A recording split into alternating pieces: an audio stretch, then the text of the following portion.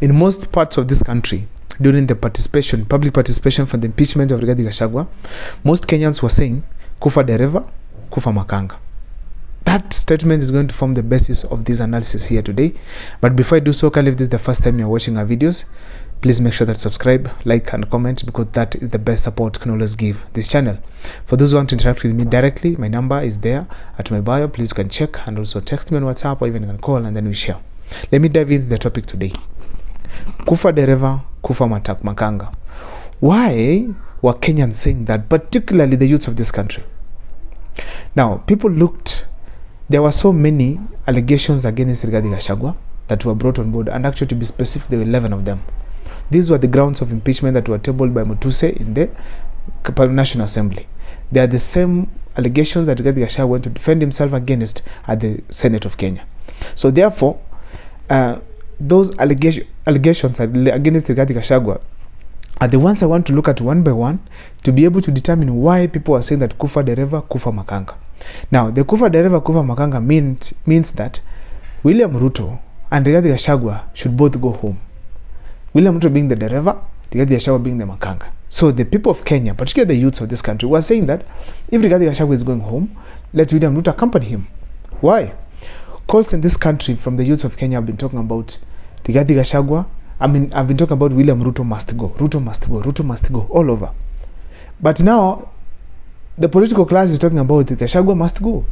And that's why they impeached him from office. So therefore, the interest of the youth was Rigathi Gachagua, was the president, William Ruto, to go home. Now, there were allegations against Rigathi Gachagua. The youths of this country started interrogating them one by one, and that's what we are going to do here in this video. Let me start, first of all, with the aspect to do with the issue of acquiring some wealth illegally, which was approximated to about 5.2 or 3 billion shillings. According to the political class, according to the members of parliament, according to the president himself, according to the various politicians in the country, they are saying that Rigathi Gachagua acquired huge amounts of wealth illegally, which is against the constitution. Now, Kufa dereva, Kufa makanga. Who in this government as we speak has not acquired illegal wealth? Who in this government as we speak has not added extraordinary amounts of wealth to his previous amount of wealth that he had?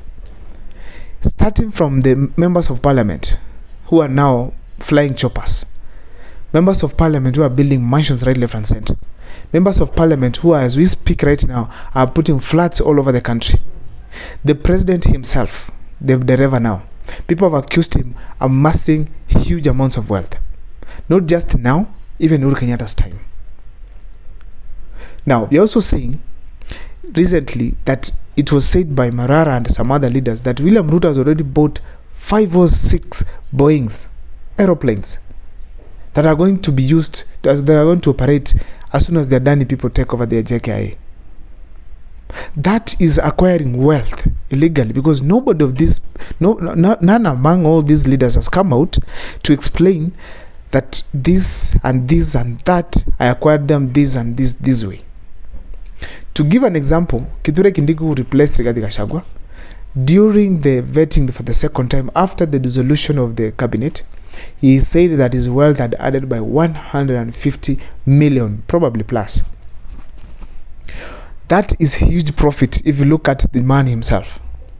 You amass wealth of about 500 million ever since, actually 300 million ever since you are a lawyer, lecturer, senator. But suddenly now, you turn around to add 150 million in 2 years. Nobody came out, not even himself, Kithure Kindiki, to explain that this amount of wealth that I've acquired, 150 million of them, it is as a result of this, and that.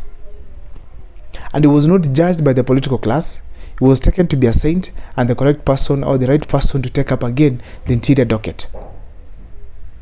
When you look at Rigathi Gachagua, he's accused of wealth that he has not even explained, that even explained how he got it. Whether it is true or not, he even did explain. But these other leaders haven't explained.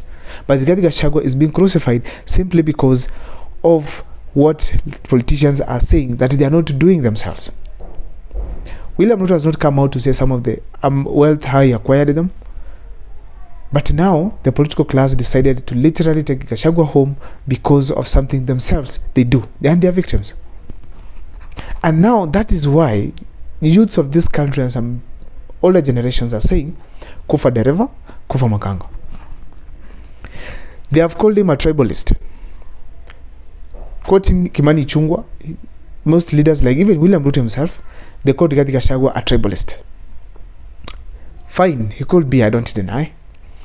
But now, that person who says tribalism and that who does tribalism, who is worse?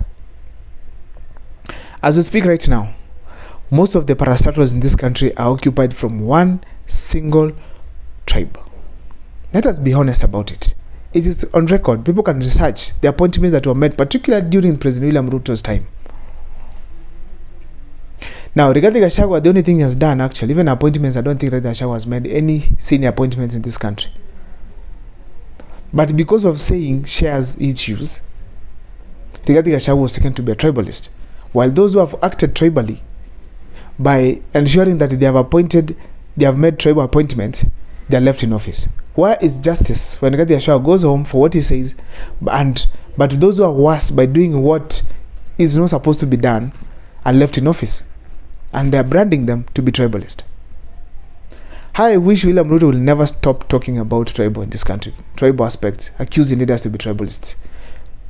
Because we are people who are appointed from one specific tribe, occupying most of the most of the parastatals in this country, and that is very wrong.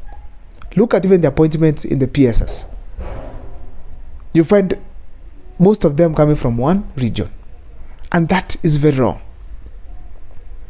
So therefore, when the Kenyans, particularly the youth, say Kufa dereva, Kufa makanga, they knew that Rigathi Gachagua is not the only one who could be tribalist. There could be other leaders in the government still. So they were saying, if William Ruto, who has appointed most of these leaders to various parastatals to go home, as well as Rigathi Gachagua to go home, because William Ruto acted tribally, and Gachagua also acted tribally, actually said things that are tribal. As if that is not enough. Rigathi Gachagua, ever since he took office, he has been accused of so many other things that are well reflected in President William Ruto's team. When we had the issues to do with Finance Bill 2024, Kenyans, particularly youths, talked about the issues to do with the flamboyant lifestyles of most of the leaders in this country. A leader goes to buy a watch of almost of millions of money, a belt of hundreds of thousands of money. People going to invest, people found with huge amounts of money in Dubai, in the UK.